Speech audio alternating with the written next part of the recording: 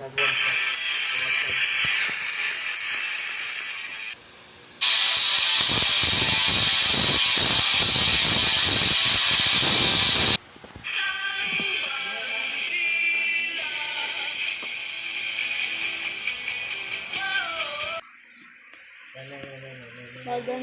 tanghali. Bayan, simulan natin ang balitaan. Isang tao ininom ang juice habang nasa Tokyo siya. Narito ang report ni Jason de la Cruz. Jason, anong nangyari sa may tao ininom ang juice tapos namatay habang nasa Tokyo siya? Hello, aka Tyrone, at nandito tayo sa may Tokyo. Wala pa wala na yung tao na inom yung juice. Pangalan ng tao si Descarpio de la Cruz. At yung ininom nilang juice, ito yun. Papasok ako dito. Ito naman yung juice nila. Parang kasing milk naman formula. Balik sa'yo, aka Tyrone. Thank you, Jason de la Cruz. Mapag yung mga folder ko po. Isa namang sasakyan na bangga sa building na post office. Nasunog. Hindi na makaalis ang tao. Patay. Narito ang reporter si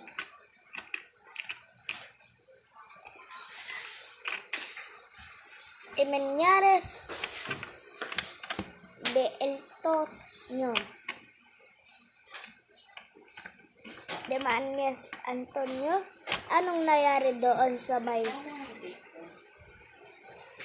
sasakyan na banggaan sa may building ng post office? Yes, aka Tyrone, at nandito tayo sa may post office ng Brookhaven at naento ang sasakyan na banggaan sa may post office. Namatay ang isang tao, ang pangalan si Antonio Lemporio. Ano naman ang pangalan nun? Oo nga eh. Back to you, aka Tyrone. Thank you, Esta Elias Antonio, para sa susunod ng mga balita. Bata sa jeepney. Nilagay ang isang bata na banggaan sa sasakyan na hindi niya alam na sasakyan yon, pero invisible car yon, parang Tesla. Tapos merong isang sasakyan bumangga sa may school na hindi na makaalis ang mga students tsaka teacher, tsaka pinul ang fire alarm para alam ang mga bombero. Pumunta sila sa may istasyon ng mga school para sa may mga susunod na balita. Ako po si aka Tyrone. Babalik kami. At ito ang nag-iisang bandila.